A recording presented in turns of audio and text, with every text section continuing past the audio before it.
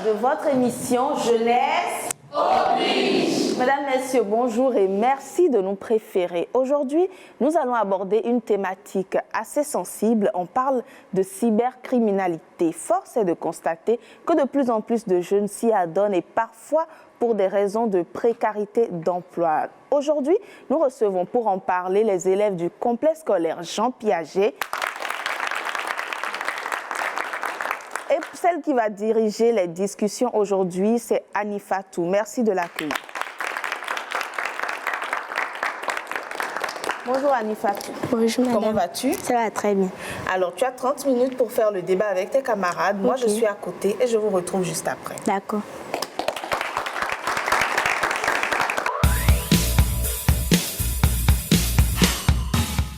Moi, c'est Wake Alifatou, élève de Jean Piaget 1 de Tankpé, et je suis ici avec deux groupes pour vous parler de la précarité de l'emploi, la cybercriminalité, la solution pour les jeunes. Force est de constater l'influence de la cybercriminalité sur les jeunes. A-t-elle des avantages? C'est à cette question que nous voulons répondre aujourd'hui. Qu'est-ce que la précarité de l'emploi? Qui pourrait bien nous éclairer sur le sujet? Moi, c'est Adido Junior, élève à Jean Piaget. Nous pouvons définir la précarité de l'emploi comme... Elle peut être définie sous deux angles. Un premier angle qui aborde le fait qu'il y a un manque d'emploi. Un second angle qui aborde le fait qu'il y a un emploi mais qui ne permet pas de subvenir aux besoins vitaux. Maintenant, qui pourrait bien nous compléter sa définition ou bien donner une autre définition? Moi, c'est René Locunom Béranger. Pour moi, je définirais la précarité de l'emploi comme tout simplement l'instabilité de l'emploi. Parce que lorsqu'on parle de quelque chose qui est précaire, c'est quelque chose qui est instable. Donc précarité de l'emploi pour instabilité de l'emploi. Voilà pour nos chers amis la définition qu'ils ont de la précarité de l'emploi. Alors, qu'est-ce que la cybercriminalité? Moi, c'est Aplogo FIFA, mais élève en classe de seconde au CPEG Jean Piaget de Tankpé. Selon moi, la cybercriminalité renvoie à tout crime commis par l'usage de l'Internet et de toute technologie telles que les ordinateurs, les appareils numériques et intelligents. Ok. Qui d'autre? Moi, c'est Amoussou Ismaël, élève en classe de seconde au collège Jean Piaget. Pour moi, la cybercriminalité est l'ensemble des fraudes commises par les jeunes, surtout par les jeunes via Internet. Qui d'autre pour compléter sa définition? Moi, c'est Zankou Samuel, élève à Jean Piaget. Il n'existe pas de définition précise pour la cybercriminalité, mais on peut dire que c'est un délit qui est commis en utilisant les réseaux Internet comme Facebook, WhatsApp, Messenger. Moi, c'est Gamé Rose Constance. Pour moi, la cybercriminalité couvre plusieurs éventails. On peut parler d'usurpation d'identité, aussi le terrorisme, le vol, la narque, etc. Ok. Alors, voilà la définition de la cybercriminalité. Quels sont les différents facteurs qui poussent les jeunes à s'adonner à ce fléau alors? Il existe plusieurs facteurs qui poussent les jeunes à s'adonner à ce fléau. Premièrement, quand on a parlé tout à l'heure de la précarité de l'emploi. Quand il y a précarité de l'emploi, c'est qu'il y a un fort taux de chômage. Donc, en raison du chômage, les jeunes s'y adonnent, histoire de trouver quelque chose pour pouvoir subvenir à leurs besoins, pour pouvoir satisfaire ou bien prendre soin de la famille. Donc, c'est dans ce but que les jeunes s'adonnent à la cybercriminalité. Selon moi, plusieurs facteurs conduisent à la cybercriminalité. Oui. Il y a certains parents qui n'ont pas assez de moyens pour envoyer leurs enfants à l'école. Donc, pour subvenir à leurs besoins, ils préfèrent aller s'adonner à des vices comme la cybercriminalité, bien sûr. Moi, c'est Biaou Anne Deborah. Je pense que l'un des facteurs de la cybercriminalité, c'est surtout l'ambition démesurée des jeunes. Parce que quand on parle de cybercriminalité au Bénin, c'est les jeunes, chaque fois, ils ont les jeunes qui sont cybercriminels. Alors, je crois que c'est le fait de vouloir montrer ce qu'on n'est pas, de vouloir révéler les moyens qu'on n'a pas, en fait. C'est un principal facteur de la cybercriminalité au Bénin, je pense. Parlant de statistiques, on a noté que 93,7% des élèves attribuent la cause principale de la cybercriminalité au manque d'emploi. Maintenant, on peut aussi dire que pour gravir les échelons, on sait qu'il faut entreprendre parce qu'aujourd'hui, les fonctionnaires, les salaires ne permettent pas forcément d'avoir le niveau de vie qu'on désire. Maintenant, pour entreprendre, il faut un capital.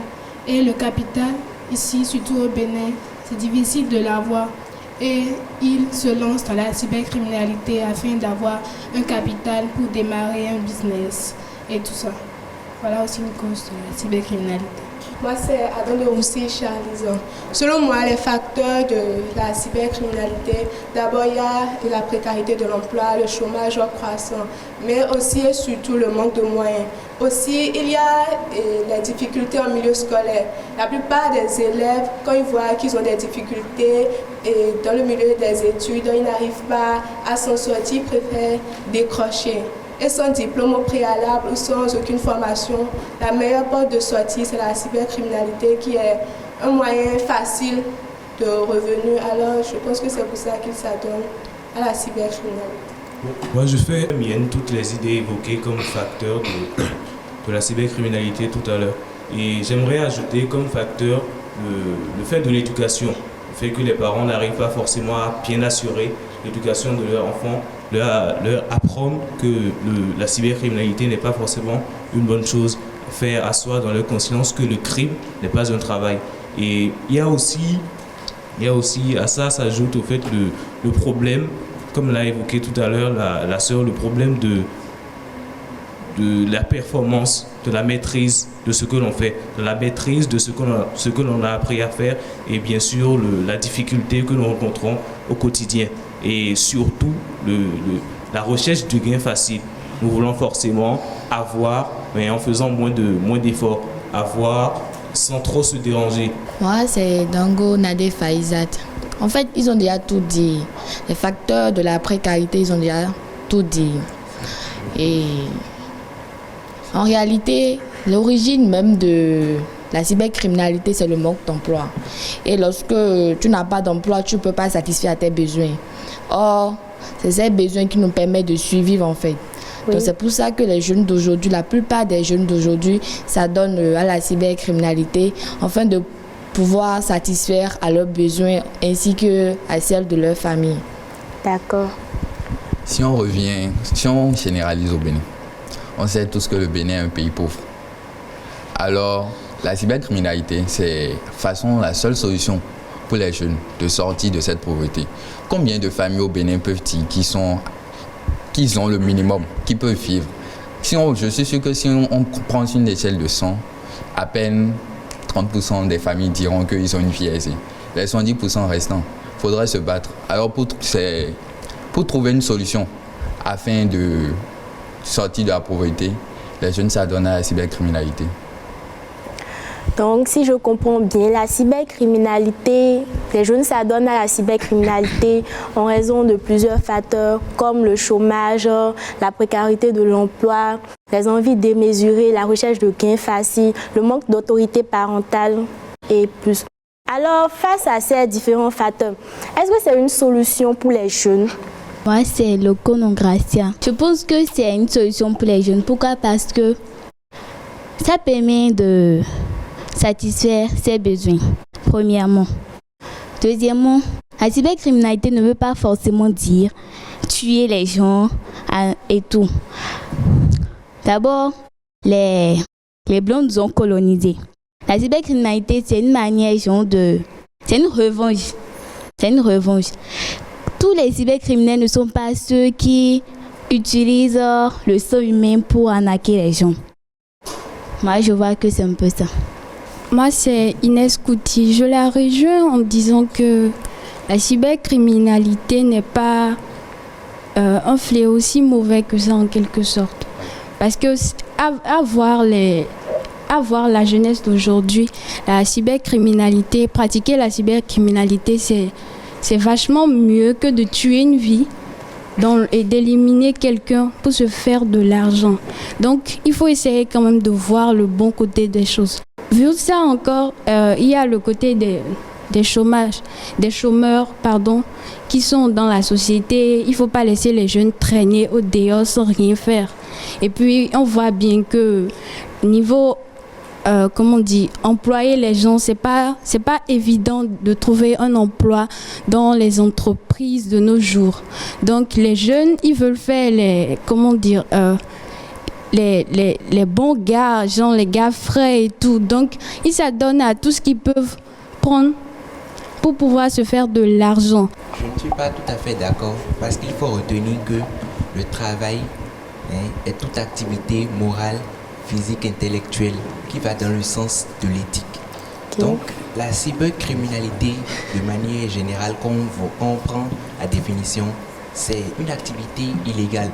Donc les jeunes ne peuvent pas se livrer à ça alors qu'ils peuvent avoir un esprit de créativité et entreprendre.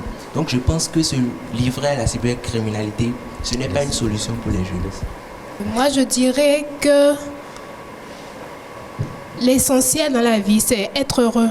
Mais est-ce que même lorsqu'on pratique de la cybercriminalité et qu'on gagne assez d'argent, est-ce qu'on est heureux au final? Est-ce que dans leur cœur c'est tout blanc? Est-ce qu'ils dorment bien en fait? Donc moi je me demande cela. Et beaucoup de cybercriminels ont fini mal, très mal. Tu les retrouves morts dans des accidents de voiture ou des morts mystiques où on les retrouve morts dans des chambres, tout ça. Et le caractère mystique, surtout pour revenir sur le caractère mystique, je dirais que ils tuent. Ils ne volent pas seulement, mais ils tuent, puisqu'ils allient à la cybercriminalité, les trucs de Kennedy, des trucs vraiment pas légaux et spirituels. Parce que au fur et à mesure qu'on a anarqué, les gens ont commencé à tuer leurs gardes. Donc, ils ont dû commencer à allier des trucs spirituels pour pouvoir continuer à bien gagner leur vie à partir de la cybercriminalité. Et tout cela est immoral. Et c'est mieux de gagner son argent légalement. À force de pratiquer la cybercriminalité, les jeunes s'adonnent à d'autres vices comme le vol et la prostitution et plein d'autres choses. Ils vont dans les bars et s'amuser avec des prostituées. Ils tuent aussi, ils volent, ils arnaquent les gens. Surtout par la technologie, l'éthique, le développement d'éthique. Enfin. Moi, c'est Chibozo Ashley, je suis en seconde. Bon, je rejoins tout ce qu'ils ont dit, mais en parlant aussi, lorsqu'on fait la cybercriminalité, ils oublient un point important. D'abord, quand tu es un cybercriminel, si jamais on t'attrape, d'abord c'est la prison assurée. Maintenant, lorsque tu pars en prison, ça a des répercussions sur ta famille. Toi qui voulais subvenir aux besoins de ta famille par cela, non seulement tu n'as pas réussi cette tâche, mais en plus de ça, tu apportes sur eux un déshonneur total. Au dehors, quand un membre de ta famille sort, on dit voilà, on l'a mal éduqué, voilà, c'est lui qui s'est adonné à telle pratique pour venir nous montrer maintenant qu'il a les belles voitures, les belles crêpes. Maintenant, déjà à partir de ça, ça détruit ton casier juridique. Ce qui fait que peut-être plus tard, si tu sors et tu as une opportunité maintenant de te rattraper pour pouvoir changer de vie, lorsque tu iras là dans une entreprise pour un entretien, déjà ce casier juridique te porte atteinte à toi et à ton avenir. Donc, selon moi, ils ne doivent pas trop penser à la cybercriminalité, mais ils peuvent aussi, au lieu de penser à ça seulement, essayer de trouver d'autres moyens plus simples et plus honorables pour se faire de l'argent. D'accord. Moi, c'est Nina Assaou. J'aimerais compléter ce que mes camarades ont dit. Le travail, c'est toute activité consciente qui nous permet de subvenir à nos besoins et d'être libre. Quelqu'un qui travaille est libre et a de l'honneur. Lorsqu'on pratique de la cybercriminalité comme travail, ce n'est pas réellement un travail qui nous honore. Parce qu'un cybercriminel qui pratique la cybercriminalité, il prend au fait l'habitude de se dire c'est un travail. Mais au fait, un travail doit honorer. Les cybercriminels ne sont pas stables. La vérité est qu'ils ne sont pas stables intérieurement.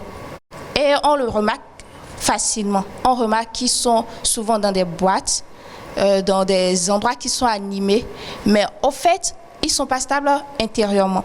Et c'est le statut du fait qu'ils ajoutent des pratiques occultes, des pratiques spirituelles, à aller enfreindre le statut sacré de certaines de nos pratiques religieuses endogènes qui font de la cybercriminalité une mauvaise chose. Et à chaque fois qu'on entend cybercriminalité, surtout au Bénin, on pense à des personnes qui font recours à des pratiques occultes et qui sont susceptibles d'envoyer d'autres personnes et même leurs proches, pourquoi pas, à la mort. Donc je pense que c'est sur ce point que la cybercriminalité est une mauvaise chose et qu'il ne faut pas la pratiquer. Je vais contredire un peu ce que Samuel a dit. En parlant tu as parlé de l'éthique. C'est vrai, l'éthique c'est une bonne chose et bien de connaître les règles de l'éthique, de la morale et tout, c'est vrai. Mais je te dis que quand il arrive des fois où on est dans certaines conditions où la conscience, ces gens, ça passe de notre côté, quoi. Là, genre, tu es dans le problème, tu cherches une solution pour t'en sortir. Et comment dire, la cybercriminalité, c'est vrai, comme vous le dites, c'est pas bien, c'est pas un bon boulot. Mais en fait, il faut voir la bonne partie des choses, le bon côté des choses, en fait. Quand quelqu'un, depuis sa naissance, par exemple, on suppose que tu as grandi dans un village, tu as souffert, tu as vraiment souffert, parce qu'il y a des gens, au cas où vous ne le savez pas, qui restent pendant 4 jours sans pratiquement rien manger. Mon frère, je te dis que si cette personne-là trouve un moyen de pouvoir manger, parce qu'il ne va pas se présenter devant une entreprise et on va lui donner un boulot, ça c'est clair. Donc s'il trouve un moyen de pouvoir se nourrir, de pouvoir se vêtir, je te jure qu'ils vont profiter. Ils vont profiter. Parce que depuis qu'il est né, pour le moment là, c'est la seule solution qu'il a trouvée. Peut-être que si on dit que et c'est sur un long terme, faire et pratiquer la cybercriminalité sur un long terme, là on peut dire que non, c'est pas bon. Mais dans certains cas, le début c'est peut-être bien parce que la personne peut gagner et après entreprendre. Donc on va supposer là que la personne a commencé et arrêté pour pouvoir entreprendre. Mais vous voyez que on a dans notre société actuelle, on est souvent dans des familles, on n'a pas de proches pour entreprendre. Même si tu as d'idées, tu n'as pas de capital en fait. Donc tu vois, dans ces conditions-là, tu es obligé. Comme on le dit, il y a des choses qui nous arrivent où comme les gens ont l'habitude de dire la vie c'est un choix. Mais en réalité, c'est une erreur. La vie, c'est pas vraiment un choix. On ne choisit pas sa famille, on ne choisit pas les conditions dans lesquelles on vit. Tu vois, donc ça fait que certaines solutions s'opposent à nous, qu'elles soient bonnes ou mauvaises. Donc, dans ce genre de cas, qu'elles soient bonnes ou mauvaises, tu es obligé de faire, en fait. C'est ce que j'aimerais dire. Je m'appelle Nata Koreta. Je pense que la cybercriminalité, bien que ce soit un crime, c'est une bonne chose. Parce que ça permet à des personnes qui n'ont pratiquement rien à manger, comme elle vient de le dire, de subvenir à leurs besoins. Et pour vous qui pensez que la cybercriminalité est forcément associée à des pratiques occultes, je pense que ce n'est pas le cas. Parce que la cybercriminalité, c'est un crime qui se fait avec l'Internet, des objets technologiques et non pas avec des fétiches ou d'autres choses. Ici, c'est Kodia Bion. Comme la sœur vient de le dire, on n'a pas vraiment besoin d'accéder aux pratiques occultes pour faire de la cybercriminalité. Et elles ont aussi dit que il y a certaines personnes, bon, ce matin, nous on s'est tous levés, on est venus ici, mais on sait que si on rentre à midi, au moins il y aura quelque chose qui nous attend où on aura mangé. Il y a certaines personnes où ils se lèvent et n'ont pas cette certitude que nous avons là. Donc, ces gens, ce ne sont pas forcément des gens qui ont grandi dans des foyers pauvres. Des gens vont à l'école, font des champs, font tout ce qu'il faut faire, ils ont leur bac, ils vont à l'université, ils font tout. Ils ont leur diplôme, mais ils vont chercher des emplois et ils ne trouvent pas. Ils se retrouvent face au chômage. Vous avez aussi parlé que la cybercriminalité détruit quand on te prend, détruit le casier judiciaire, tout ça. Dans la vie, il faut prendre des risques. D'abord, à quoi te sert un casier judiciaire lorsque tu veux avoir une profession, par exemple? Ensuite, ton casier judiciaire pour voir si tu n'as pas eu des antécédents.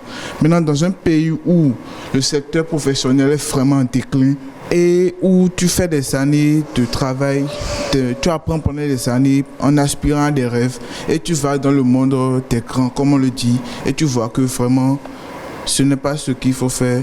Or, il y a une solution tout simple là, qui s'offre à toi. Les gens n'ont vraiment pas le choix. On va tous grandir ici maintenant, on aura des charges, on aura des familles. Tout ça, on doit prendre soin de ces gens-là. Ces gens qui nous ont aidés à grandir, on doit prendre soin de ces gens-là. Donc on grandit, on voit que vraiment, on ne peut pas se lancer dans ce monde des adultes comme ils le disent. Donc les jeunes sont souvent obligés de s'adonner à la cybercriminalité pour pouvoir subvenir à leurs besoins élémentaires. En réalité, la cybercriminalité, c'est rien de grave en fait. Puisque au fur et à mesure qu'on grandit, on a des rêves. Et pour réaliser ces rêves, il faut travailler. Nous sommes dans un pays sous-développé où le revenu que nous avons ne nous permet pas de satisfaire nos besoins. Donc nous avons des moyens un peu plus faciles, comme la cybercriminalité, qui nous permet d'avoir un peu plus de capital qu'en travaillant. Bon, bref, la cybercriminalité, c'est rien de grave. Et c'est un moyen vraiment très efficace, bien facile pour atteindre ses objectifs dans la vie. Pour revenir un peu en arrière, on est dans un pays où le chômage c'est considéré comme un échec social. Donc, dans un pays où le chômage est considéré comme un échec social, la cybercriminalité, ça s'offre comme une solution. Maintenant, revenons. Il y a tout à l'heure, dans une intervention, ils ont dit que l'objectif de la vie, c'est être heureux. Maintenant, être heureux. Comment être heureux sans pouvoir subvenir à ses besoins vitaux? Moi, je ne sais pas honnêtement comment on fait ça. Dans un autre sens, si on va dans l'Antiquité, où les Blancs sont venus nous coloniser, comment juger normal qu'ils viennent avec des miroirs ou des trucs qu'on trouve aujourd'hui vulgaires et pour emmener nos parents à aller travailler dans des champs, les taper, les lapider? Moi, je ne comprends pas ça. Alors, dans ce sens, c'est une revanche. C'est normal parce que sur la Terre, rien ne se crée, tout se transforme. Alors, c'est la réponse au passé, selon moi. Pour soutenir mon ami, en fait, tout se perd dans ce bas monde. Donc, on les rend juste le coût on les rend juste la monnaie de leur pièce, quoi. Donc, c'est un peu ça. Je m'appelle Tosso Roubat. Bon, concernant ce que tu as dit, comme une personne l'avait dit, sur cette terre-là, il faut prendre des risques. Souvent, tu te retrouves dans des situations où, moral ou pas moral, ma chérie, on se lance. Tout homme qui est venu sur terre ici, là, doit souffrir pour se réaliser, pour être quelque chose en fin de compte. Tu vois. Vous qui êtes ici maintenant, vous levez chaque matin, les parents ont les moyens, vous êtes à l'aise, vous venez à l'école, vous êtes assurés. Même, vous allez terminer l'école, vous savez que oui, arrivé à l'université, je serai à l'aise, les parents vont tout gérer, moi je dois juste travailler. C'est pour ça qu'on dit cybercriminalité, vous voyez en même temps le côté négatif. Par exemple, les élèves qui sont dans les publics, surtout ceux qui sont en classe d'examen, souvent j'ai remarqué qu'il y a un bon nombre qui n'arrivent pas à payer les frais de dossier et sont obligés de laisser les cours de côté, d'aller travailler pour pouvoir payer.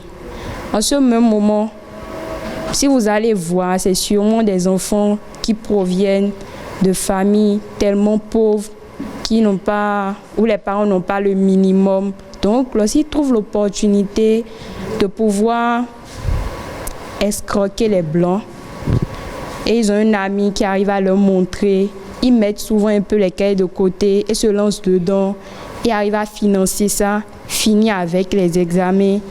Et pour ne pas trop se mettre à dire, l'université maintenant, je vais encore payer tel montant. Parce que aller à l'université, si tu n'as pas un capital, tu ne pourras pas.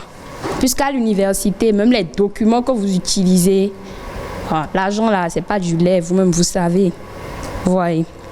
Donc, bon, je vais dire que la cybercriminalité a aussi ses avantages. Et c'est un terrain très vaste. Ne voyez pas juste le côté négatif. Voici, le temps accordé est écoulé. Bon, nous pouvons retenir que la cybercriminalité, bien qu'elle ait des avantages, elle a aussi plusieurs conséquences. Merci beaucoup.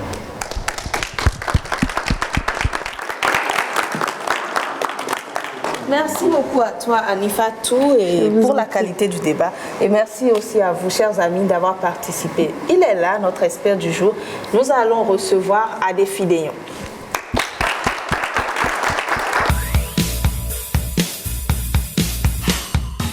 Et notre invité est déjà sur ce plateau. Bonjour, monsieur Adéfi Déon. Bonjour. Vous êtes entrepreneur numérique et il faut dire que les questions liées à tout ce qui est relatif au numérique, ça vous connaît. Alors, vous avez entendu nos invités, nos élèves sur ce plateau qui ont donné leur avis. Il faut déjà comprendre que c'est beaucoup.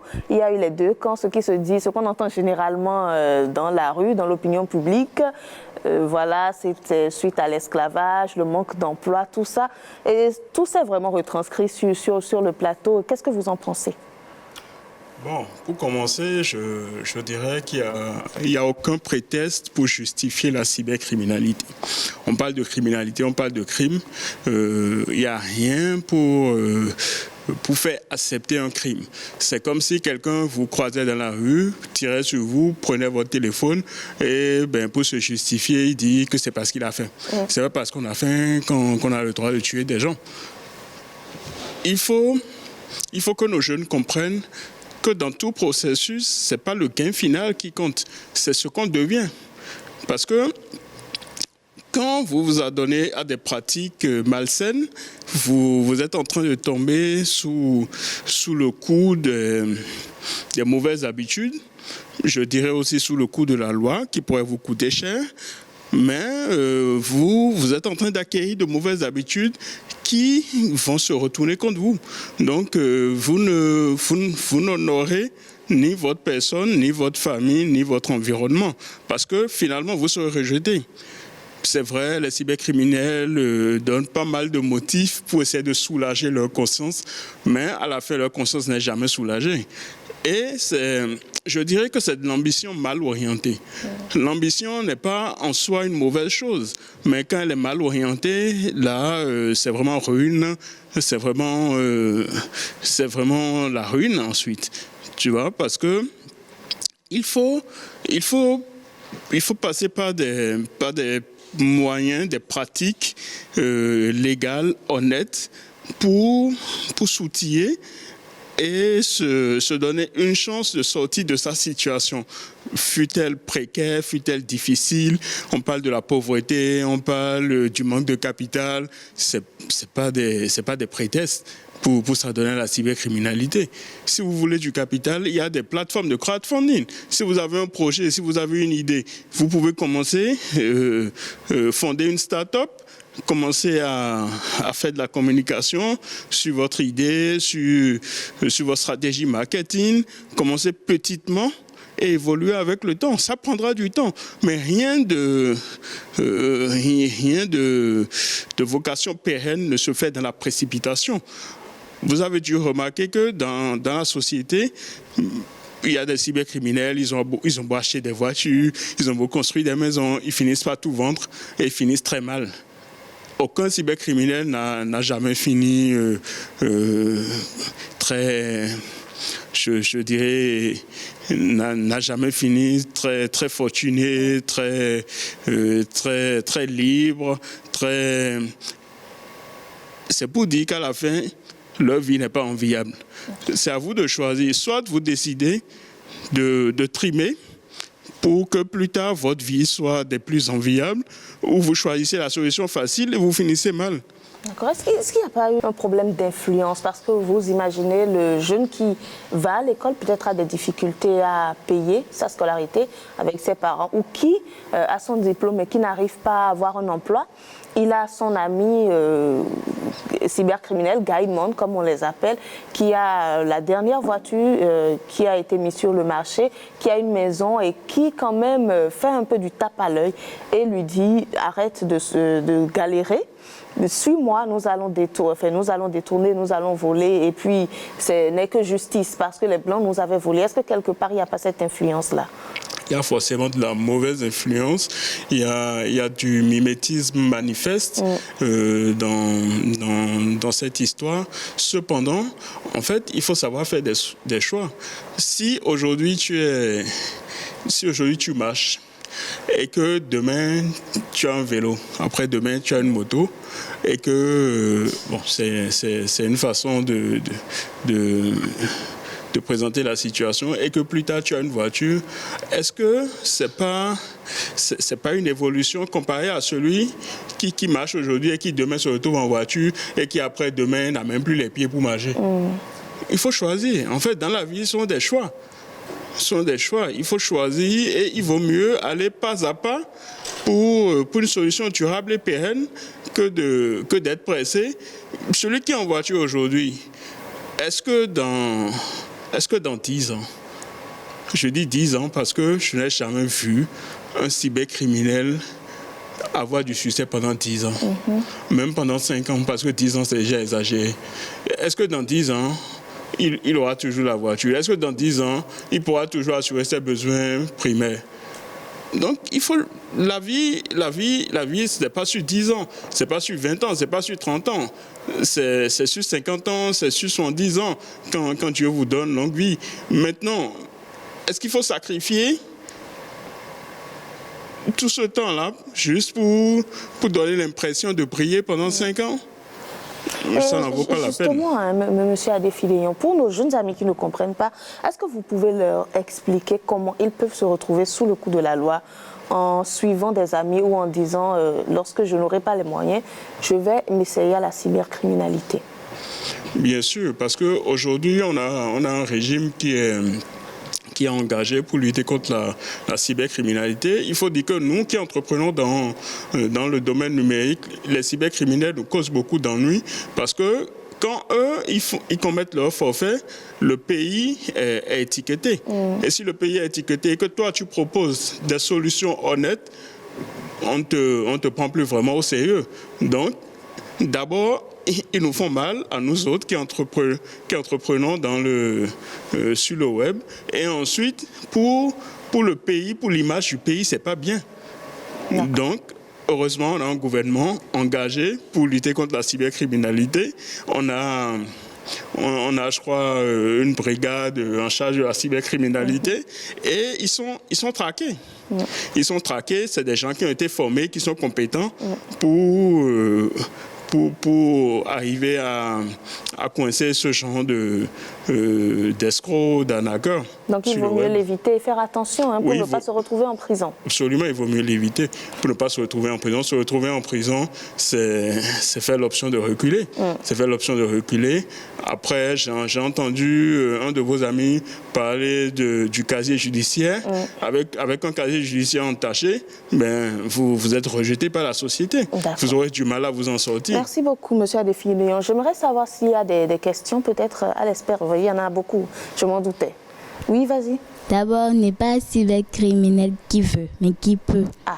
Est-ce que l'État peut engager ceux qui ont le cerveau pour être cybercriminel, pour pouvoir travailler, pour pouvoir développer certains secteurs du pays? Je pense que ça revient à demander à l'État d'engager des tueurs parce qu'ils ont assez de courage pour tuer et qu'en tuant, peut-être qu'il peut, je ne sais pas, peut-être qu'ils peuvent aller lutter contre des terroristes. Encore, est-ce qu'ils ont le courage d'aller lutter contre des terroristes? Donc c'est pour vous dire que ce n'est pas justifiable. Avanon Steven, moi je veux ajouter quelque chose. La cybercriminalité, ce n'est pas un travail facile. vous avez dit que la cybercriminalité est une mauvaise chose. Si le gouvernement recrute ces jeunes qui pratiquent la cybercriminalité et leur offre des emplois, ils peuvent travailler. Moi, je pense que la question rejoint la première question, soit le gouvernement leur offre un emploi parce qu'ils sont intelligents ou le gouvernement les recrute. Monsieur Adefide. En fait, s'ils sont intelligents, comme vous le dites, ben, ils peuvent mettre leur intelligence au service du bien. C'est-à-dire, s'ils ont des compétences en e-marketing, il y a beaucoup de potentiel dans le pays qu'ils peuvent vendre. Ils peuvent vendre l'artisanat, ils peuvent vendre le tourisme. Il y a beaucoup de secteurs qui peuvent valoriser dans le pays. Et à travers le digital. À travers le digital, bien sûr, et gagner honnêtement leur vie. Maintenant, on dit qu'ils n'ont pas d'emploi. Vous pensez que quelqu'un qui s'habitue à la facilité, s'il trouve un emploi avec un salaire minimum, vous pensez qu'il pourra le faire? Il ne pourra jamais le faire parce qu'il va trouver qu'il est sous-payé, alors que le salaire est censé répondre à ses besoins fondamentaux. Il va trouver qu'il est sous-payé et il va forcément retourner vers la cybercriminalité. C'est comme ceux qui sont dans le secteur des stupéfiants, par exemple. Ils ne sortent jamais de ce secteur-là jusqu'à être finalement écroués par la loi. Parce que eux, ils gagnent tellement facilement de l'argent, beaucoup d'argent, donc ils sont prêts à fournir aucun effort pour gagner moins. Merci beaucoup, monsieur Adefide. Non, un instant. Nous allons prendre une question également de ce côté. Bon, un savant disait qu'il faut que le navire à voile utilisait la force du vent pour avancer contre le vent. Donc, je me demande, est-ce qu'il y a des moyens informatiques pour lutter contre ce délit informatique qu'est la cybercriminalité? Bien sûr, il y a des moyens informatiques. Il y a la sécurité informatique. Donc, ce sont des programmes informatiques développés pour aller contre ces genres de velléités-là. Encore que la plupart, votre camarade disait tout à l'heure qu'ils sont intelligents et tout, ils ne sont pas si intelligents que ça non plus. Ils ne sont pas si intelligents que ça. Ce sont juste des amateurs qui n'ont pas vraiment de connaissances en informatique. Je parle de notre société à nous. Sous d'autres cieux, bon, il y a des hackers. Les hackers ont des compétences informatiques et ça donne aussi à la criminalité. Mais dans notre société, c'est juste des amateurs qui s'essaient à truander les gens sur Internet afin de gagner leur pitance. Monsieur Adefide, avant de poursuivre avec les questions, j'aimerais comprendre à quel moment la cybercriminalité est devenue si ancrée dans nos mœurs. Est-ce que quelque part, c'est la faute à cette numérisation trop exacerbée? Parce que ça semble être presque légalisé, les gens trouvent ça complètement normal actuellement. Bon, est-ce qu'on dira que c'est la faute à la numérisation? Le monde évolue, il faut s'adapter. Nos modes de vie se numérisent et c'est l'évolution normale des choses. Moi, j'ai eu la chance d'être d'une génération de transition. J'ai vu l'ancienne réalité, la réalité sans le numérique, et j'ai vu l'avènement du numérique. Et aujourd'hui, vous êtes d'une génération typiquement numérique. Vous n'avez aucune idée de l'ancienne réalité et on ne peut pas vous priver de cette évolution-là parce qu'il y a des gens de mauvaise foi qui s'adonnent à la cybercriminalité. Non, je pense que c'est le principe de la dualité. Le bien et le mal cohabitent. Après, il faut prévenir le mal. Il faut s'en protéger. Et je dirais aussi que personne n'est à l'abri en fait des cybercriminels. Si vous trouvez des prétextes pour essayer de faire accepter ce qu'ils font, vous n'êtes pas à l'abri. Parce que si demain, ben, vous êtes la victime, il ne va pas hésiter à le faire. Vous avez beau le soutenir, vous avez beau constituer un syndicat pour eux, ben, vous allez tomber dedans. Justement, j'aimerais que vous tabliez un peu sur ce côté des victimes. Qu'est-ce que cela fait? Qu'est-ce que cela a comme impact négatif sur la vie des personnes qui sont déplumées, je dirais sur la vie des personnes qui subissent, pour qu'on comprenne réellement l'enjeu de la chose avant de choisir? Ben, l'impact est très négatif en ce sens que si vous avez trémé, si vous avez souffert pour avoir votre bien et que eux ils viennent vous en déposséder, pas des stratagèmes non orthodoxes, ben ça vous laisse des séquelles psychologiques. Psychologiques dans le sens où je vais vous raconter une petite anecdote. Moi, il m'est arrivé, il y a très longtemps, il m'est arrivé de me faire voler ma moto. Je venais de l'acheter, on me l'a volée, mais j'ai été tellement traumatisé parce que ils n'ont pas demandé la clé pour voler la moto. Donc parce que la clé est restée chez moi. Tous les jours, quand je me levais pendant plusieurs mois, quand je me levais le matin, dans ma tête, c'est comme si ma moto était là. J'avais la clé sur ma table, je prenais ma douche, je disais j'allais prendre ma moto et sortir.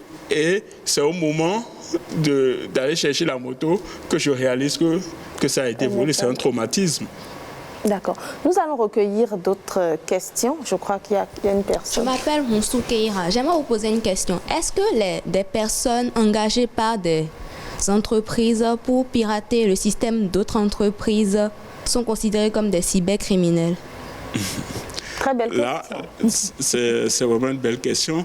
Là, on parlera de piratage industriel, si vous voulez, ou de piratage dans le secteur des entreprises, dans le sens où la concurrence amène beaucoup d'entreprises à vouloir espionner d'autres. Donc bon. C'est un crime aussi. C'est un crime, absolument, c'est un crime et c'est puni par la loi. Bon, cependant, c'est de la criminalité, tout compte fait, c'est de la criminalité dans l'espace cyber, donc c'est aussi de la cybercriminalité. Alors je crois qu'il y a, elle a le micro, vas-y. Au début de votre intervention, vous avez dit que la pauvreté ne pouvait pas être une raison pour la cybercriminalité. C'est bien ça? Oui. Ok. J'aimerais préciser que être pauvre, c'est pas manquer de moyens. Être pauvre, c'est pouvoir manger. On s'autosuffit soi-même, juste qu'on peut pas donner à autrui. Genre, on peut pas aider quelqu'un d'autre. On s'autosuffit nous-mêmes. Maintenant, la cybercriminalité, sur le plan de la misère. Quelqu'un qui vit dans la misère, de la misère totale, quand on parle de la misère, et qui ne trouve pas à manger. Quelle solution pour lui si il est bien évident que la personne ne peut pas trouver un métier facilement? Parce que oui, on peut dire que peut-être les métiers comme la mécanique, la soudure, mais il faut dire que quand on parle de la vraie misère aussi, même les menuisiers, les soudeurs, tout ça, ils n'aiment pas vraiment cohabiter avec ce genre de personnes. Pour ce genre de personnes, quelles solutions? Quelles sont les solutions en fait? En fait, la pauvreté, comme vous venez de l'évoquer, est une réalité de notre société, même si tous autant qu'on est, même si dans nos familles, il y a peut-être eu une amélioration, une sortie de cette situation depuis 3-4 générations. Ben, si vous remontez un peu plus loin, à 5 générations, vous allez voir que la pauvreté était bien présente. Et il y a des gens qui s'en sont sortis honnêtement. C'est-à-dire, ils ont commencé à prendre des habitudes. Il faut prendre des habitudes, en fait. Parce que dans les habitudes, c'est quoi? Si tu es pauvre, il faut limiter les naissances. Si tu es pauvre, il ne faut pas prendre plusieurs femmes. Si tu es pauvre, il ne faut pas faire le mature, il ne faut pas chercher à prouver quelque chose aux autres. C'est-à-dire, tu fais des économies sur un certain temps pour accéder à un train de vie normal qui te permet de sortir progressivement de la pauvreté. Et les générations qui vont suivre vont t'emboîter le pas. C'est une question d'éducation, c'est une question de pli. Monsieur Adefinian, je vais tabler sur cette question-là pour vous en poser une également. Prenons le cas d'un jeune qui vit la misère à fond, comme elle le dit, et qui quand même a les moyens de faire la cybercriminalité. Il peut peut-être s'offrir un ordinateur, la connexion, ou il a les moyens d'aller au cyber. Pour ne pas être criminel, qu'est-ce qu'il peut faire avec son laptop, sa connexion ou 16 heures au cyber? Comment il peut exploiter cela pour que ça puisse lui être bénéfique sans tomber dans la criminalité? Si déjà, je commencerai par dire que s'il a les moyens de s'offrir un ordinateur, de s'offrir Internet ou les moyens d'aller au cyber, il n'est pas pauvre. Parce que la pauvreté est bien définie, c'est vivre en dessous de $1 par jour. Et $1 par jour, c'est sensiblement 500 francs CFA, sensiblement 500 francs CFA. Et en fait, est-ce que vous pensez que chaque jour, vous mangez, vous buvez, vous vous habillez, vous dormez quelque part, vous vous déplacez, vous pensez que si on fait la somme de tout ça, vous n'avez pas dépassé 500? S'il va au cyber, l'heure de navigation, je crois que ça doit tourner autour de... En montant, c'était à 500. Maintenant, je crois que ça doit tourner autour de 50 ou de 300. Tout à fait. Mais s'il peut accéder à ça, au lieu de s'adonner à la cybercriminalité, mais qu'il aille au cyber et qu'il commence à faire... qui commence à vendre des potentialités touristiques, par exemple, qui commence à dire, oui, je suis de telle région, dans ma région, on trouve tel, on trouve tel, on trouve tel. Il y a beaucoup d'expatriés qui seront intéressés, qui voudront venir visiter. Il peut aller dans sa région, prendre des images, s'il y a des cascades, s'il y a des sites touristiques et tout. Et les expatriés vont venir, ou bien même les locaux vont le contacter, et il pourra devenir en quelque sorte un guide touristique. D'accord. Et il y a également, à part le tourisme, il y a beaucoup de potentialités qui peuvent être vendues sur Internet, quelle que soit la plateforme. Je ne sais pas s'il y a... Ok, il y a une question, celle qui a le micro d'abord. J'aimerais demander déjà que nous sommes dans une société gangrenée par la corruption et la malgouvernance. Alors si les jeunes d'aujourd'hui commencent à se dire que s'il faut voler pour survivre, alors autant le faire. Je me demande si cela ne fait pas persister le pays dans le sous-développement. Absolument, absolument. La corruption nous maintient dans le sous-développement. La corruption nous maintient dans le sous-développement. Si tout le monde devait être corrompu, finalement, rien ne va rentrer dans les caisses de l'État. Si rien ne rentre dans les caisses de l'État, l'État ne pourra pas construire des routes, l'État ne pourra pas construire des hôpitaux. C'est à travers les recettes fiscales, c'est-à-dire les impôts, que l'État arrive à faire face à tout ça. D'accord. Monsieur Adefinian, vous savez, nous sommes à la fin. Le temps qui nous est imparti est complètement parti. Vous avez le micro, vous allez en profiter pour conclure. Merci. Pour conclure, en guise de conclusion, je dirais que, encore une fois, il n'y a pas de prétexte pour justifier ou faire accepter la cybercriminalité, ni aucun crime d'ailleurs. Parce que la liberté des uns s'arrête là où commence celle des autres. Dieu nous a dotés d'une capacité à réfléchir. Il faut réfléchir, trouver des moyens aux problèmes de son environnement et naturellement, on commence à gagner de l'argent. Il faut passer par le service.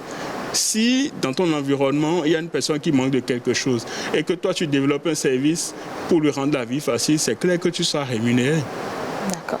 Merci beaucoup, Monsieur Adefinian, et merci à nos amis pour avoir fait le débat qui était assez riche et intéressant.